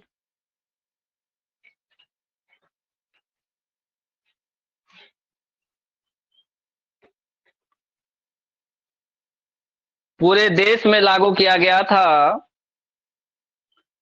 19 नवंबर 1986 ईस्वी को पूरे देश में लागू किया गया था। इस कानून में, इस कानून में 26 धाराएं हैं। इस कानून में 26 धाराएं हैं, जिन्हें 4 अध्यायों में बांटा गया है, जिन्हें 4 अध्यायों में बांटा गया है। कितनी धाराएं हैं? पर्यावरण अधिनियम कब आया? 1900 कब आया? तो सिर्फ ईयर पूछेगा, कब आया? तो 1986 में। अगर डेट रहेगा तो 19 नवंबर को। तो पर्यावरण अधिनियम जो है, पर्यावरण संरक्षण का जो कानून है, वो कब बनाया गया था भारत सरकार के द्वारा? 1986 में। 1986 में। और कितना इसमें धारा है? 26। विश्व पर्यावरण दिवस कब मनाया जाता है? विश्व पर्यावरण दिवस कब मनाया जाता है? विश्व पर्यावरण दिवस 5 जून को मनाया जाता है। नोट करके कहीं पे लिख लो। विश्व पर्यावरण दिवस 5 जून को मनाया जाता है।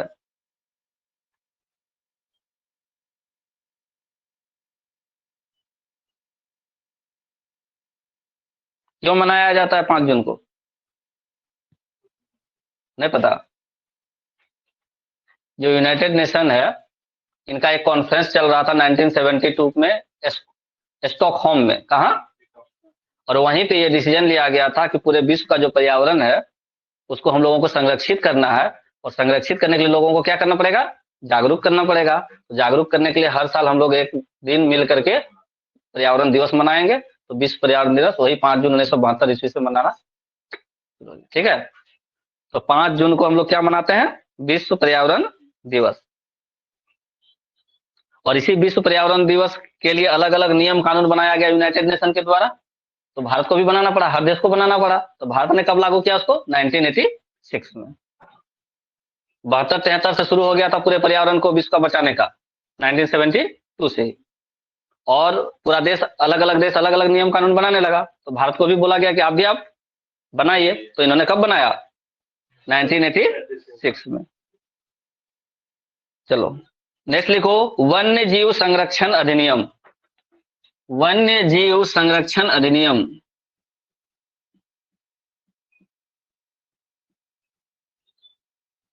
वन्य जीव संरक्षण अधिनियम।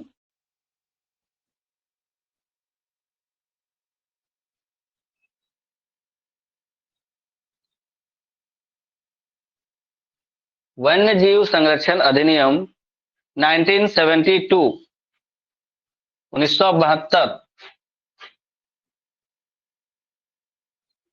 ये ईयर याद रखना, 1986, 84, 72 जो भी लिखाते हैं ईयर याद रखना, डायरेक्ट ईयर आ जाता है। लिखो, भारत सरकार ने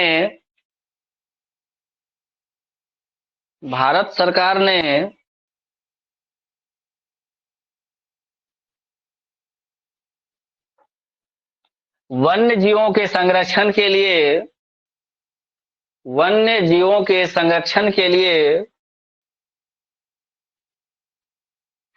1972 ईस्वी में वन्य जीव संरक्षण अधिनियम लाया था।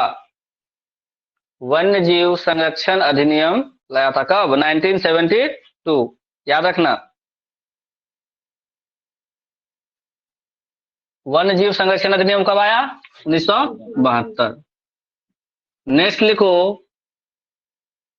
वन अधिकार अधिनियम। वन अधिकार अधिनियम।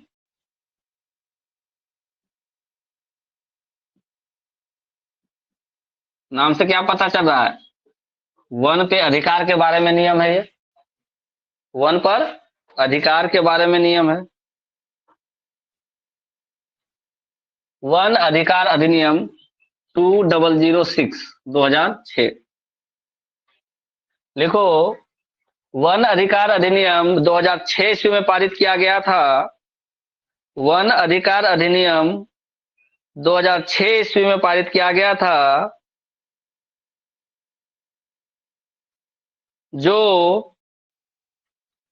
जंगल में रहने वाले लोगों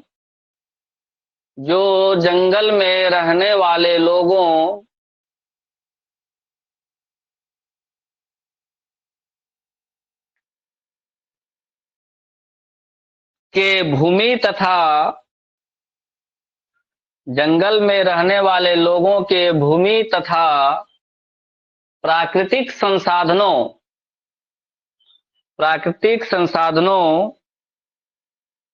पर अधिकार से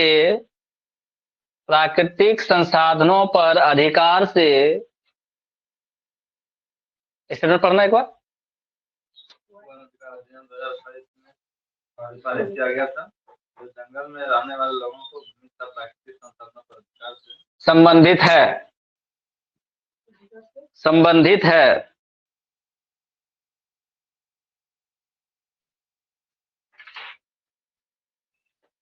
हो गया?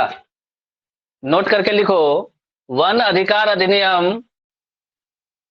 नोट करके लिखना है, वन अधिकार अधिनियम भारत में 31 दिसंबर 2007 ईस्वी को लागू किया गया था। 31 दिसंबर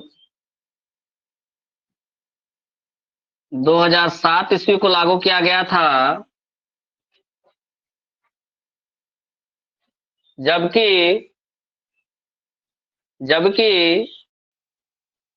भारतीय संसद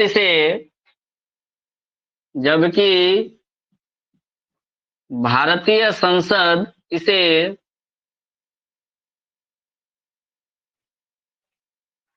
18 दिसंबर 2006 ईस्वी को ही 18 दिसंबर 2006 ईस्वी को ही पारित कर चुकी थी। 18 दिसंबर 2006 ईस्वी को ही पारित कर चुकी थी। कानून बनाना एक अलग बात है, कानून को लागू करना एक अलग बात है।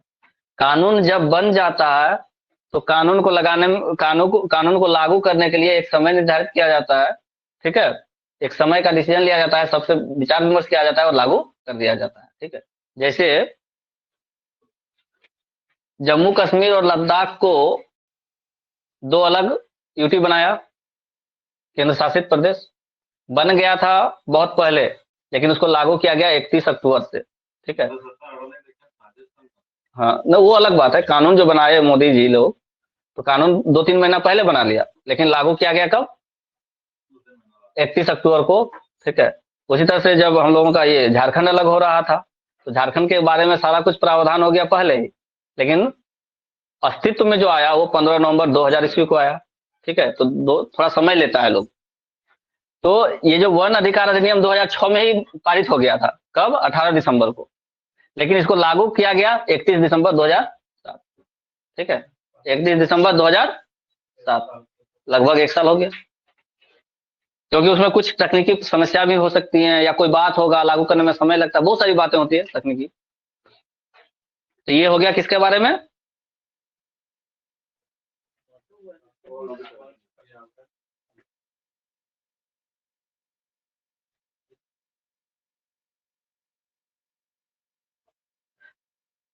वन्य जीव संरक्षण अधिनियम 1912। एक लिखो चिपको आंदोलन। चिपको आंदोलन नाम से ही स्पष्ट है कि चिपक जाना है, ठीक है। इसमें चिपकना है भाई। तो जंगल कटाई का काम चल रहा था, ठीक है। तो जंगलों की कटाई नहीं हो, पेड़ों की कटाई नहीं हो, तो सुंदरलाल बहुगुणा और उनके साथियों ने एक आंदोलन चलाया था, जिसको हम लोग बोलते हैं चिपको आंदोलन। और ये बहुत ही फेमस नाम है, सुंदरलाल बहुगुणा। चिपको आंदोलन के कौन नेता थे? सुंदरलाल बहुगुणा। बहुगुणा। चिपको आंदोलन के नेता कौन थे? सुंदरलाल बहुगुणा। लिखो चिपको आंदोलन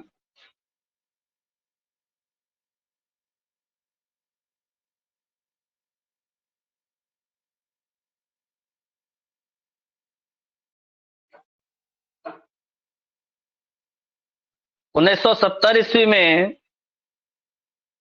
चिपको आंदोलन 1970 ईस्वी में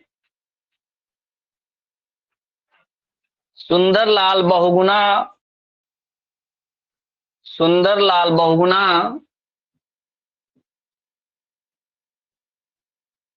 के नेतृत्व में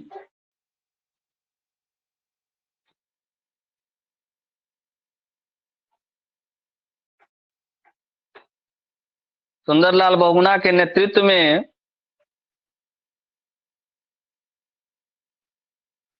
काफी प्रसिद्ध हुआ था,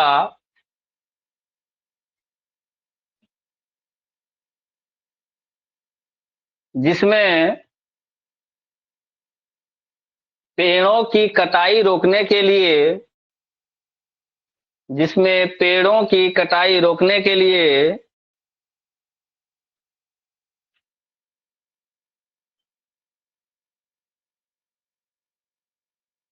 लोग पेड़ों से चिपक जाते थे, लोग पेड़ों से चिपक जाते थे।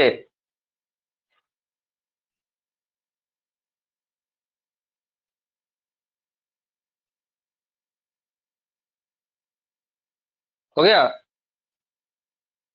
किसका आंदोलन था ये? सुंदरलाल बहुगुणा का। एक और आंदोलन इसी तरह का हुआ, अपिक्को आंदोलन। अपिक्को आंदोलन नाम सुना है? अपिक्को आंदोलन, ये सुंदरलाल बहुगुणा का हम क्वेश्चन बहुत जगह देखे हैं, एसएससी वगैरह में भी देखे हैं।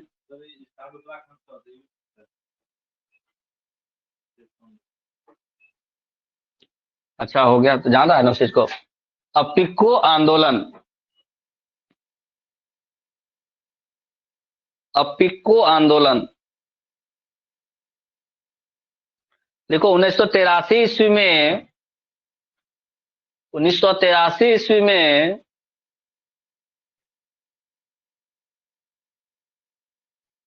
पांडुरंग हेगड़े के नेतृत्व में,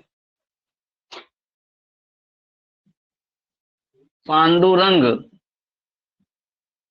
हेगड़े के नेतृत्व में अपिक्को आंदोलन शुरू किया गया था।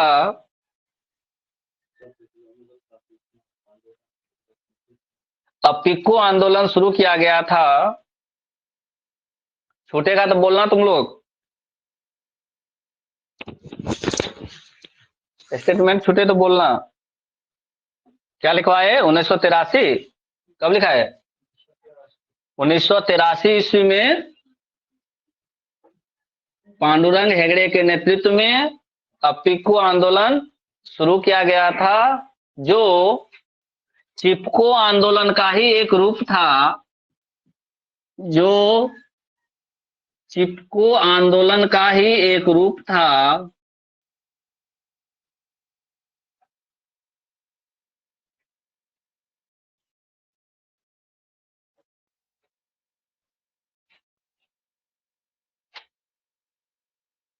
तथा इस आंदोलन की शुरुआत, तथा इस आंदोलन की शुरुआत कर्नाटक राज्य में हुई थी।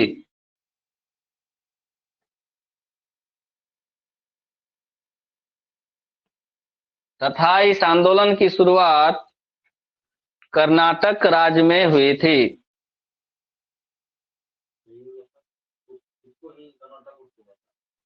नहीं,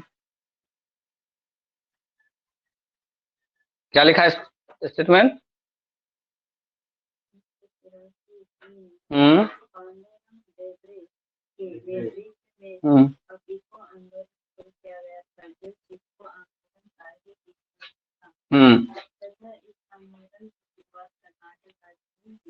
कर्नाटक राज्य में हुई थी। अच्छा, चिपको आंदोलन की शुरुआत से क्या बोल रहा था? उत्तराखंड में शुरू हुई थी ना। वहां पे एक स्टेटमेंट जोड़ लेना इसमें, चिपको वाला में, इसकी शुरुआत उत्तराखंड से हुई थी। चिपको आंदोलन की शुरुआत कहां से? उत्तराखंड से। अपिक्को आंदोलन की शुरुआत कहां से? कर्नाटक से। चिपको आंदोलन की शुरुआत कहां से? उत्तराखंड से। अपिक्को आंदोलन की शुरुआत कहां से? कर्नाटक से। चिपको आंदोलन का नेतृत्व कौन किया? सुंदरलाल बहुगुणा 1970। और अपिक्को आंदोलन का नेतृत्व किसने किया? पांडुरंग हेगड़े। कब? 1983। शुरुआत कहां से? कर्नाटक से। दोनों में कोई दिक्कत नहीं।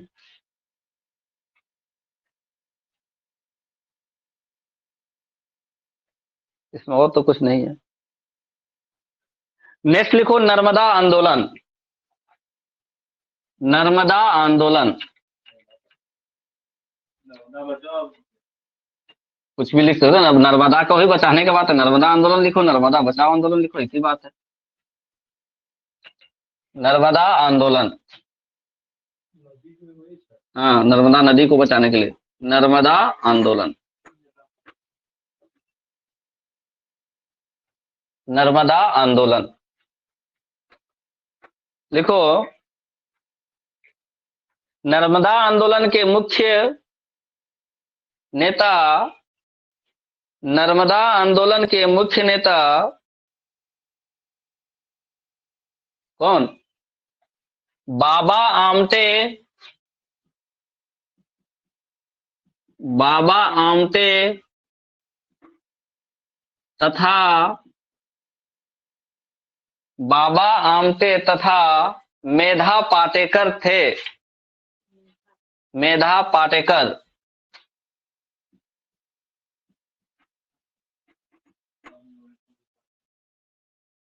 बाबा आमटे तथा मेधा पाटेकर थे, जिसकी शुरुआत नर्मदा नदी पर बन रहे बांध के विरोध में नर्मदा नदी के या नर्मदा नदी पर बन रहे बांध के विरोध में, स्टेटमेंट पढ़ो तो एक बार।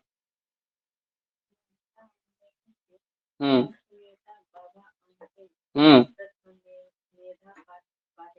हम्म। थे। नर्मदा नदी पर बन रहे बांध के विरोध में किया गया था। नर्मदा नदी पर बन रहे बांध के विरोध में किया गया था। हो गया। कब कब हुआ था ये?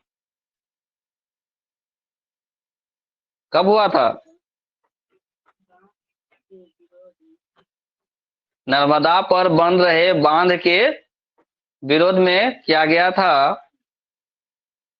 क्या हुआ था इसमें और बताओ? नहीं हुआ स्टेटमेंट पूरा अभी तक?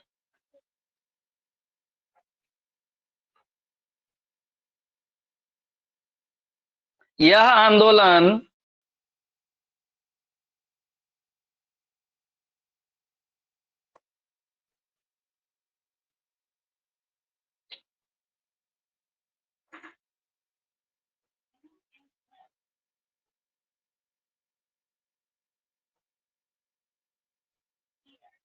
एक सेकंड रुकना।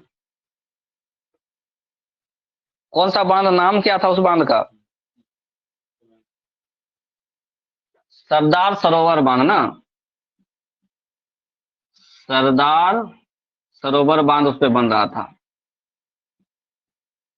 इसी का विरोध कर रहा था ये लोग कि आप इसमें बांध नहीं बनाइए, इससे नर्मदा को हानि पहुंचेगी। इससे नर्मदा को हानि पहुंचेगी। कौन कौन उसके नेता थे? बाबा आमटे, मेधा पाटेकर। स्टेटमेंट पूरा हो गया कि बचा हुआ है? क्या स्टेटमेंट कंप्लीट कर उसको।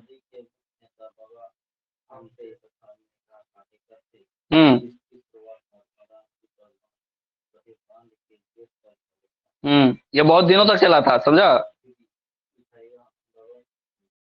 बताओ। यह आंदोलन 1980 से 87 के बीच एक जन आंदोलन का रूप ले चुका था।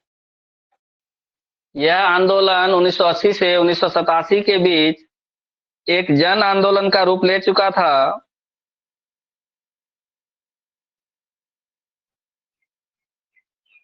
तथा 1989 ईस्वी में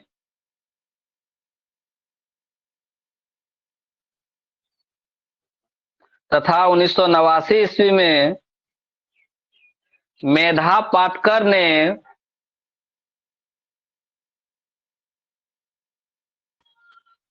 मेधा पाटकर ने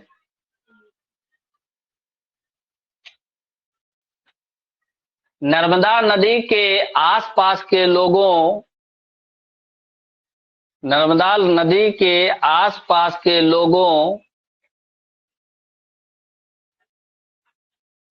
के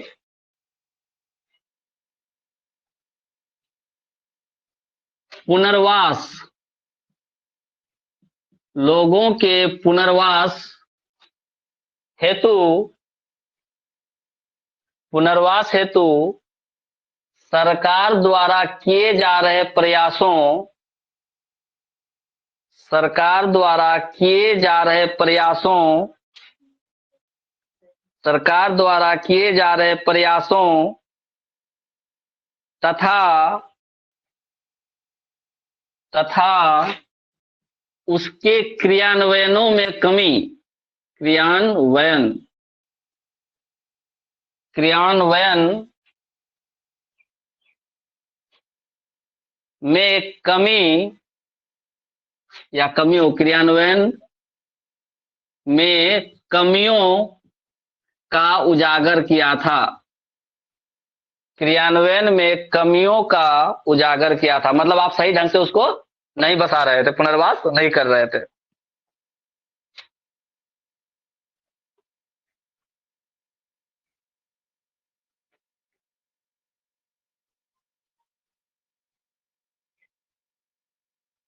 हो गया। इतना ही याद रखना है। नर्मदा बचाओ आंदोलन में कौन कौन नेता हो गए? बाबा आमटे, मेधा पाटकर या पाटेकर, कहीं कहीं पाटकर लिखा रहता है, मेधा पाटकर या मेधा पाटेकर। सरदार सरोवर बांध बनाया जा रहा था, उसी का विरोध किया गया, यह एक जन आंदोलन के रूप में आ गया था। और जो सरकार जितनी भी नीतियां चला रही थी उसमें क्या क्या कमी थी इसके बारे में किसने बताया? मेधा पाटकर ने बताया। ठीक है, ये हो गया नर्मदा बचाओ आंदोलन। बहुत सारा आंदोलन कर लिया। और कोई आंदोलन छूटा क्या? किसको? हाँ, वो लोग करके चल गया, पढ़ना पड़ता है। तुम लोगों को तो नहीं पढ़ेगा तो हिस्ट्री नहीं जानेगा ना, तो कैसे फिर पढ़ाएगा दूसरे को? और देखते हैं कोई चैप्टर छूटा है तो छुट्टी दे दें। ज्यादा हो गया? कितना बज गया? 8 बज गया तो क्या हो गया? चलो एक क्वेश्चन लिखो तो।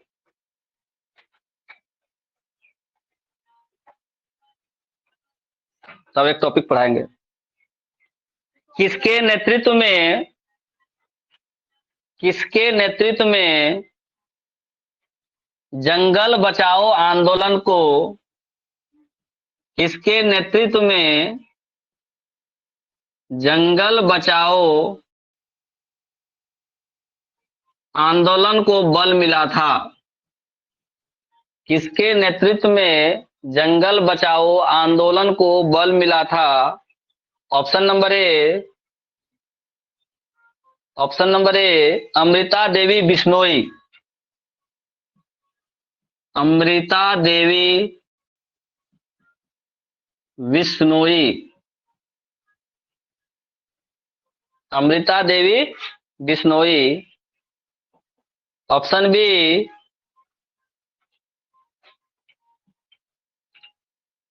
सूरजमणि, सूरजमणि, अभी अभी पढ़े इसके बारे में। ऑप्शन सी ए के बनर्जी, ए के बनर्जी, ए के बनर्जी।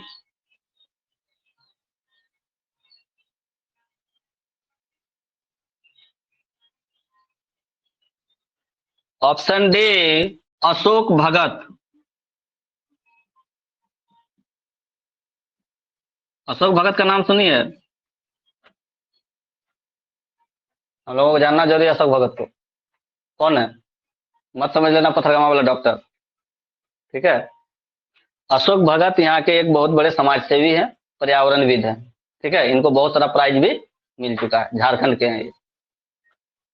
तो हमने कहा जंगल बचाओ जो अभियान है वो किसके नेतृत्व में, क्या बोला, इसको बल मिला। ये झारखंड से रिलेटेड क्वेश्चन है और झारखंड और बिहार से एक क्वेश्चन आ जाता है। इसका आंसर होगा क्या? इसके बारे में अभी हम लोग बात किए थे, सूरजमणि। उसने वहां लिखा है नहीं क्योंकि हमको यहाँ क्वेश्चन में करवाना था। लिखो इसका एक्सप्लेनेशन। झारखंड में, झारखंड में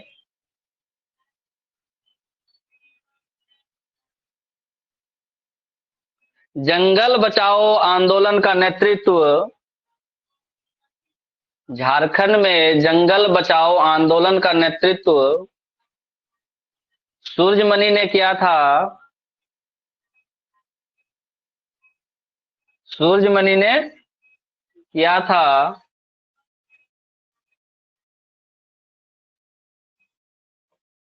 तथा वे एक पत्रकार भी थी। ये पत्रकार भी थी सूरजमणि, तथा वे एक पत्रकार भी थी। पर्यावरणविद तो थी, पर्यावरण का संरक्षण करना चाहती ही थी, साथ में क्या थी वो? पत्रकार भी थी। एक नोट लिखो, जंगल अधिकार कानून के बारे में लिखा है क्या अभी थोड़ा देर पहले? कौन कौन सा कानून लिखाए थे? देखो तो बताओ।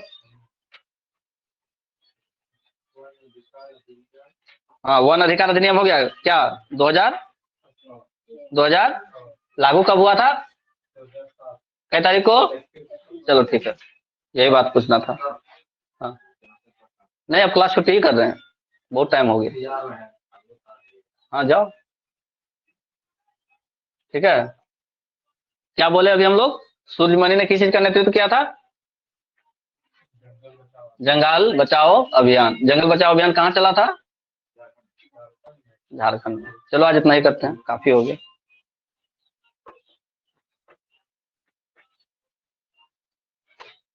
ठीक है, क्लास एंड कर रहे हैं। ठीक है सर। पढ़, सब कोई पढ़ लेना।